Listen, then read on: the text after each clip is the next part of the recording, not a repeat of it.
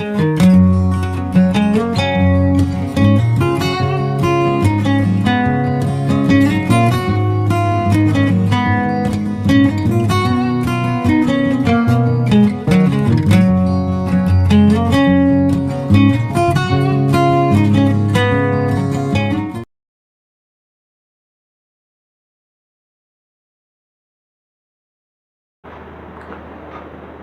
Friends, कैसे हैं आप सब लोग। आशा करता हूँ सब स्वस्थ होंगे और निरंतर मेरे कहे हुए उन सब चीज़ों को अभ्यास में लाने का प्रयोग और प्रयास शुरू कर लिए होंगे। तो चलिए दोस्तों, बिना समय को जाया किए आज मैं आपको कुछ नया बताने वाला हूँ। देखिए दोस्तों, कोई भी अभ्यास हम करते हैं, वो करने से पहले उसके पीछे का एक विज्ञान और उसके महत्व सब चीज़ को जान के हम इस अभ्यास को करना ज़रूरी होता है। चाहे वो आप किसी भी क्षेत्र में ले लें, चाहे व्यापार के क्षेत्र में ले लें, स्वास्थ्य क्षेत्र में ले लें, या पारिवारिक सामाजिक किसी भी क्षेत्र में। तो मैं आपको आज जो विषय में बताने वाला हूँ वो है समवृत्ति प्राणायाम। वो आप कह सकते हैं श्वास प्रश्वास का एक आरंभ करने का एक प्रक्रिया है, जिसमें अगर हम अपने हर एक चीज़ को ध्यान दें, हमारा श्वास अंदर जाते हुए, हमारा श्वास अंदर से बाहर आते हुए हमें कैसे महसूस करा रहा है, एक प्राण की गति और उस स्थिति को हम कैसे फील कर पा रहे हैं, ये सब जानना बहुत ज़रूरी है। बिना ये सब जाने अगर हम कोई अभ्यास करते हैं, ऐसा नहीं है कि हमें लाभ नहीं मिलेगा, लेकिन हमें उस लाभ का आनंद नहीं मिल पाएगा। और हम कोई भी चीज़ करते हैं, अंत में हमें एक आनंदमय स्थिति में, जैसे योग में कहा जाता है, अन्न में मतलब शारीरिक स्तर पर, मनो में मानसिक स्तर पर, विज्ञान में भौतिक स्तर पर, प्राण में आपके जो शरीर के संचार, प्राण संचार स्तर पर, और आनंद में जिसे हम कहते हैं हर चीज़ से परे खुश रहना, आनंदित रहना।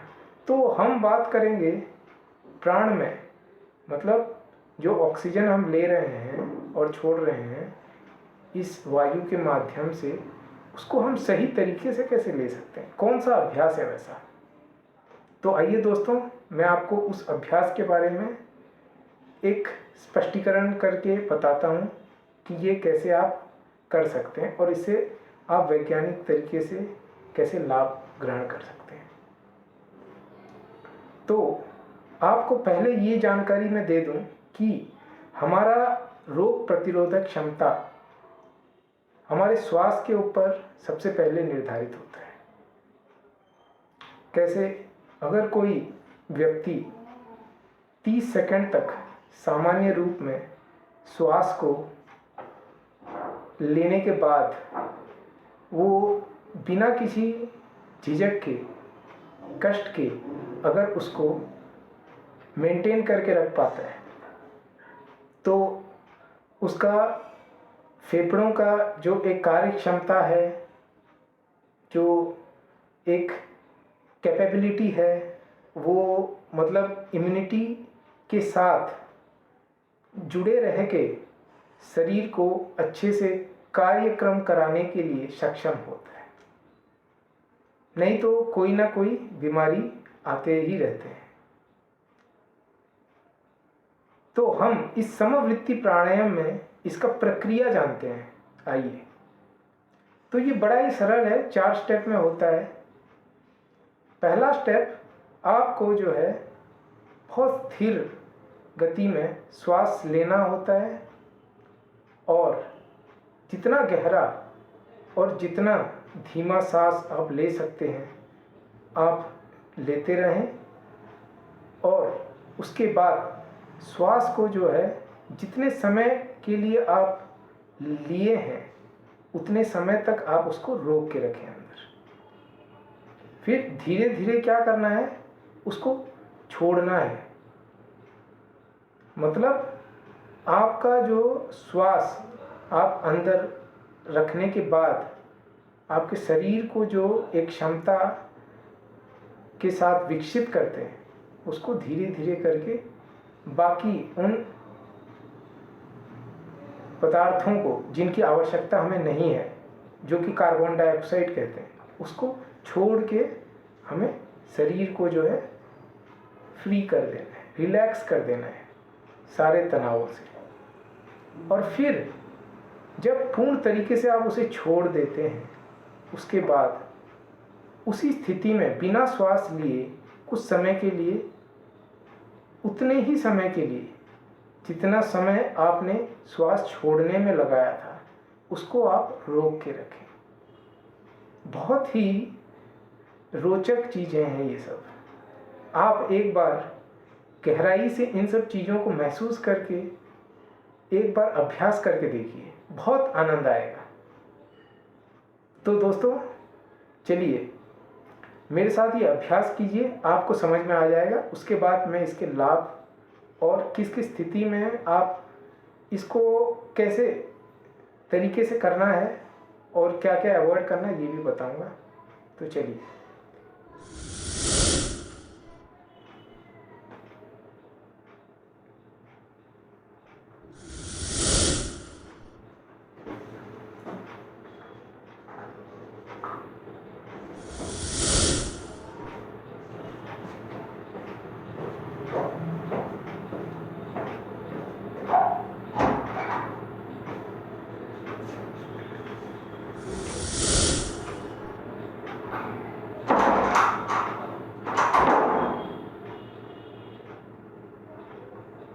तो मैंने इसे दो तरीके से किया।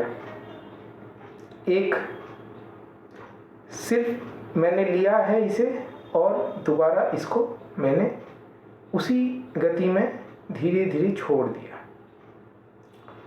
और दूसरा जो स्थिति में मैंने किया था वो मैंने लिया, श्वास को थोड़ा धीमे गति में गहरी अंदर तक श्वास को लेके उसके बाद मैंने उसको कुछ समय तक रोक के रखा। उसके बाद धीरे धीरे करके उसको उतने समय तक छोड़ा बाहर। उसके बाद छोड़ने के बाद फिर मैंने मेंटेन करके रखा। तो पहले जो मैंने लिया श्वास को, उसको हम कहते हैं पूरक, जिसमें क्या होता है, हम श्वास लेते वक्त हमारे शरीर को वो ऊर्जा प्रदान करते हैं, हमारे उन सोए हुए कोशिकाओं को एक शक्ति प्रदान करते हैं कार्य करने के लिए, और हमारे फेफड़ों को एक क्षमता प्रदान करते हैं जिससे कि वो हमारा शरीर को मतलब ऊर्जावान बना के उसको आगे रोग प्रतिरोधक क्षमता को उजागर करने में सहयोग करें। और दूसरा, हम इससे एक जो है बहुत ही नेचुरल ऑक्सीजन, प्राकृतिक ऑक्सीजन को हम प्राप्त करते हैं और हमारे शरीर के हर एक अंग को हम एक तरीके से कह सकते हैं कि शुद्ध करते हैं, अंत शुद्धिकरण। और जब हम इसे रोक के रखते हैं तब उस वक्त विशेष प्रकार से हम हमारे शरीर की गति को एक विराम देते हैं। विराम मतलब रोकते नहीं, हम उसे स्थिर करके रखते हैं, समस्थिति, बैलेंस। इसीलिए तो कहते हैं balance is life, imbalance lead to discomfort, disability, disorder, disease, death. तो बैलेंस कैसे किया जा सकता है? बैलेंस इसी माध्यम से किया जा सकता है जो मैं आपको बता रहा हूं। और आप नेक्स्ट स्टेज में जाएंगे।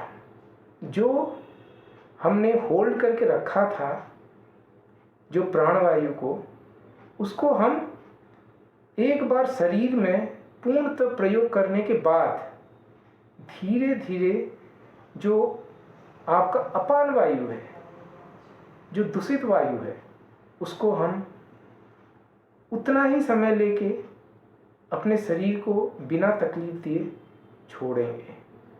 तो उससे क्या होता है, हमारा शरीर से जितने भी विषाक्त पदार्थ हैं, जितनी भी गंदगी हैं, वो श्वास के माध्यम से बाहर धीरे धीरे निकलना शुरू हो जाता है और हमारा बॉडी एनर्जाइज होता है, ऊर्जावान होता है। तो दोस्तों, ये जो लेने और छोड़ने का प्रक्रिया है श्वास प्रश्वास का, तो इसको हम छोड़ने के बाद और कुछ समय अगर उसी स्थिति में उतने समय तक अगर हम उसे होल्ड करके रखते हैं, तो वो हमें क्या प्रदान करता है, एक हमारा जो मेडिटेटिव स्टेट होता है, जो ध्यान पूर्वक स्थिति, उसको वो प्राप्त करने में सहयोग करता है ना। मजे की बात।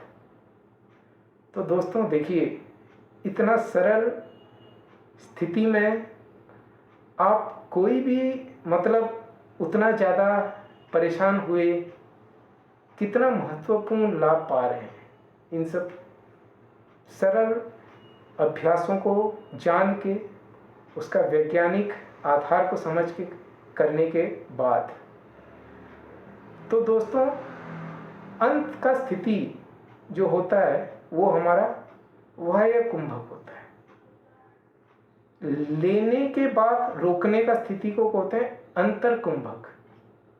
फिर रेचक, जब हम छोड़ते हैं वायु को, अपने जो अपान वायु होता है, जो मतलब कार्बन डाइऑक्साइड को छोड़ते हैं, उसे हम उस स्थिति को रेचक कहते हैं।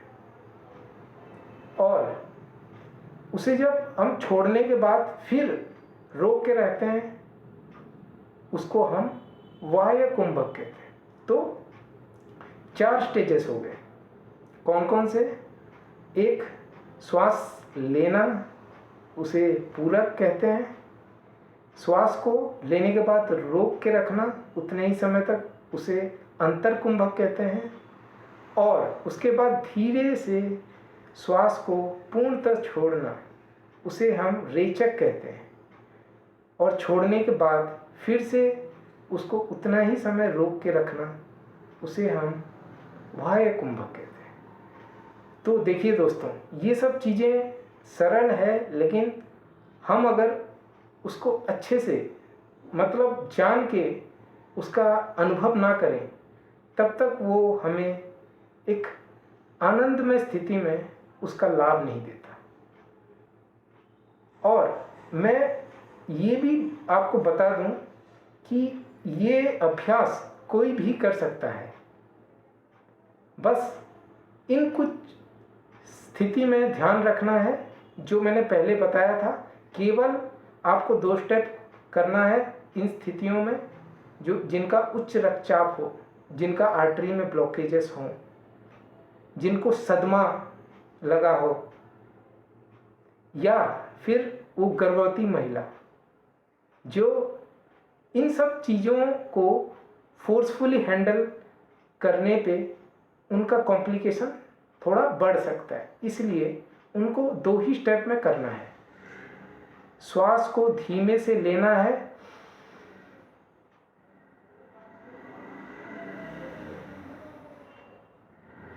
और छोड़ देना है। मतलब आप 4 सेकंड के लिए उसको ले रहे हैं, तो 4 सेकंड के लिए आपको उसको उसी स्थिति में छोड़ के रिलैक्स हो जाना है।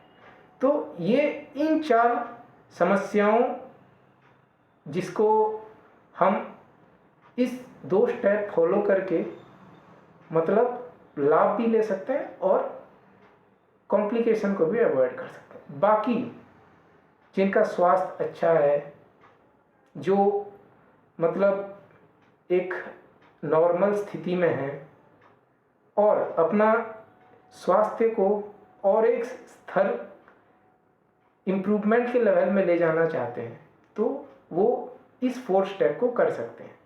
चलिए मेरे साथ थोड़ा अभ्यास में लग जाइए, जिससे कि आपको करने में और भी आसानी हो। पहले लीजिए श्वास को, रोकिए, फिर धीरे से छोड़िए।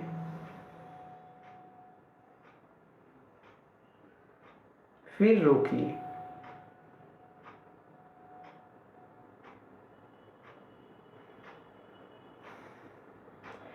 अंदर से ऐसा लगता है जैसे ऊर्जा ही ऊर्जा का एक माइनिंग हो रहा हो। दोस्तों देखिए, प्राणायाम करना बहुत अच्छी बात है, लेकिन एक समस्थिति को मेंटेन करके प्राणायाम करना बहुत ही आनंदमय स्थिति में अपने आप को पाने के समान है। चलिए, तो मैं आप जिस माध्यम से इस प्राण शक्ति को आपके शरीर के अंदर आगमन कर रहे हैं, उसका एक वैज्ञानिक आधार पे आपका लाभ कैसे आपके दिमागी स्तर पे मिलता है। हमारे दिमाग का जो ब्रेन बोलते हैं, उसके 2 हिस्से हैं, एक राइट हेमिस्फीयर, एक लेफ्ट हेमिस्फीयर। तो देखिए, अगर हमारा लेफ्ट नोस्ट्रिल डोमिनेंट है तो हमारा राइट हेमिस्फीयर एक्टिव है। तो चलिए जानते हैं इस राइट और लेफ्ट हेमिस्फीयर का फंक्शन क्या है। तो राइट हेमिस्फीयर हमारा कॉग्निटिव फंक्शन को जो है बढ़ाने में मदद करता है। संज्ञानात्मक कार्य, कॉग्निटिव फंक्शन को संज्ञानात्मक कार्य कहते हैं, जिसमें हमारा ध्यान की स्थिति आ जाता है। फिर दृश्य, आकार और पैटर्न के प्रसंस्करण, processing and visualization, shape and pattern, ठीक है। वर्बल एम्बिग्विटी, इसे कहते हैं मौखिक स्पष्टीकरण, कितने अच्छे अच्छी चीजें हैं। फिर इम्प्लाइड मीनिंग, निहित अर्थ। तो आपका राइट हेमिस्फीयर जो है ये सब कार्य करता है। तो आइए देखते हैं आपका बाएं हिस्सा क्या काम करता है दिमाग का, लेफ्ट हेमिस्फीयर जिसे कहते हैं। कंट्रोल स्पीच, मतलब आपके भाषण को एक स्थिति में नियंत्रण करता है, जो आवश्यक चीजें हैं उसको डिलीवर करता है। और कॉम्प्रिहेंसिव, मतलब समझदारी के साथ डिलीवर करो, तो समझदारी के साथ। अर्थमेटिक, जो अंक ज्ञान विशेषज्ञ, जिनका दिमाग बहुत ही मतलब एक गणित स्तर पे बहुत उच्च विचारों के साथ चलता है, उसको वो कार्य क्षमता जो है प्रदान करता है। और लिखने का, राइटिंग स्किल्स। तो मिला जुला के आपका राइट और लेफ्ट हेमिस्फीयर जो है मेनली ये फंक्शंस करते हैं। इसके अलावा भी और भी बहुत से फंक्शंस हैं, verbal, non verbal, emotional, rational thinking, बहुत ही इंटरेस्टिंग है। तो चलिए दोस्तों, हम इसका एक आधार जानते हैं, एक माध्यम, कि हमारा श्वास का सीधा जो लिंक है, एक कनेक्शन है, वो हमारे ब्रेन के साथ कैसे मतलब एक रेस्पॉन्स को जनरेट करके वो हमारा नोस्ट्रल डोमिनेंस, हमारा एक ऑटोनॉमिक नर्वस सिस्टम कहते हैं, जिसको हम स्वायत्त तंत्रिका प्रणाली भी कहते हैं, ऑटोनॉमिक नर्वस सिस्टम को। और नोस्ट्रल डोमिनेंस को हम कहते हैं नासिका प्रभुत्व। ठीक है, तो देखिए हमारे शरीर के अंदर जो प्राण है वो हमारे मन और हमारे तन दोनों को जो है एक समस्थिति में रखता है। इसीलिए हमको समवृत्ति प्राणायाम को अभ्यास करना चाहिए निरंतर। आप कुछ करें ना करें, इसे ज़रूर करें, क्योंकि मैंने इसका आपको फ़ायदा बता दिया है, आपको इसके तरीके बता दिए हैं, किन किन को करना चाहिए और किस तरीके से करना चाहिए, और इससे उनको लाभ कैसे मिल सकता है, और आपके ब्रेन की एक्टिविटीज़ को ये कैसे कंट्रोल करते हैं, ये कैसे सपोर्ट करते हैं, और आपके प्राण के संचार को, उसके माध्यम को दिमागी स्तर पे, आपके भौतिक स्तर पे, आध्यात्मिक स्तर पे, आपके जो पर्यावरण है उसमें आपको एडजस्ट कैसे करना चाहिए, उस स्तर पे, सभी स्तर पे ये आपको एक नियंत्रित स्थिति को बरकरार रखने में मदद करता है और ऊर्जा को बढ़ाने में, और आपका ध्यान को एकाग्रता के साथ किसी भी चीज़ में लगाने में ये सहयोगी होता है। तो हम इतना सिंपल और इतना एक्टिव होके इस अभ्यास को अगर निरंतर करेंगे तो दोस्तों हम एडवांस प्रैक्टिस के तरफ तो बिना किसी मतलब ज़्यादा तनाव लिए या ज़्यादा सोचे, उसको ऑटोमेटिकली हम एक प्रोसेस में स्टेप बाय स्टेप अचीव कर सकते हैं। हम सबसे पहले गलती यह करते हैं कि हम जो है बेसिक स्टेज को बिना जाने, बिना अटेंड किए, सिस्टमेटिकली, सीक्वेंशियली, साइंटिफिकली, थोड़ा सा सीरियसली, तो अगर हम सिंपल स्टेट को अटेंड कर सकेंगे बहुत ही एडवांस लेवल में, तो हम प्रोसेस में चलते चलते एडवांस प्रैक्टिस को भी इजीली हमारा बॉडी, हमारा माइंड ब्रेथ के कनेक्शन के साथ अचीव कर सकता है। देखिए दोस्तों, मैं जो भी बात बता रहा हूँ अपने अनुभव के तौर पे बता रहा हूँ, और ये सब चीज़ों का लाभ मैंने जब अपना स्वास्थ्य थोड़ा सा बिगड़ना चालू हुआ था, ये सब ज्ञान था मुझे, पर इसे मैंने अभ्यास में प्रयोग करके वैज्ञानिक तौर तरीकों को जान के इसको मैंने अपने जीवन में इम्प्लीमेंट किया, और इससे मेरे को बहुत ही बेहतरीन लाभ मिला, जो कि मैं आपको शेयर करके आपको भी ये लाभ देना चाहता हूँ। क्योंकि हम कोई भी चीज़ जीवन में किसी से भी सीख के करें या देख के करें, पढ़ के करें, लेकिन कोई व्यक्ति अगर हमें उसका सीधा अनुभव जो उसने ये चीज़ों को अभ्यास करके पाया है, अगर वो हमें बताता है, तो इसका मतलब ये है कि उसका एनर्जी, वो हमारे एनर्जी के साथ कनेक्ट करके जो लाभ है उसने जितना प्राप्त किया है, वो तरीका आपको दे के वो लाभ आपको डबल प्राप्त हो करके वो जो है प्रयास करता है। दोस्तों, हमारे साथ इस चैनल में जुड़े रहने के लिए आप लोगों का बहुत बहुत तहे दिल से, अंदर की गहराइयों से बहुत बहुत धन्यवाद। बने रहें आगे भी इसी तरह, इसी एनर्जी के साथ। मैं डॉक्टर देवाशीष मेहर आपको निरंतर ऐसे ऐसे चीज़ें जो सिंपल, यूज़फुल, बेनिफिशियल और प्रैक्टिकल हैं, जो समझ में आए और करने पे लाभ भी जो है बड़ा ज़बरदस्त मिले, ऐसी चीज़ें मैं समझाता रहूँगा और ये प्रयास जारी रहेगा। ये सफ़र जो है निरंतर आगे बढ़ता रहेगा।